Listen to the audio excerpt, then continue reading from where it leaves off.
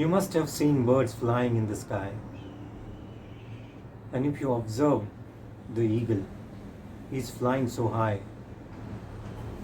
He's not making much effort. He's flattened his wings, flying cool, calm, relaxed, because he has strength.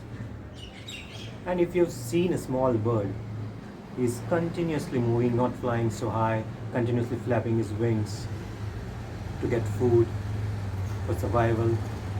He's continually making an effort. Where are in your career?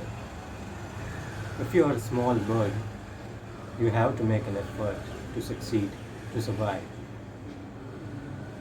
You have continuously flap your wings, continuously work hard.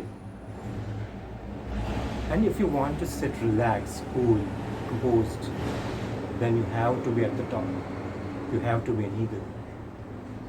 Think about it, where you are and where you want to be. Thank you.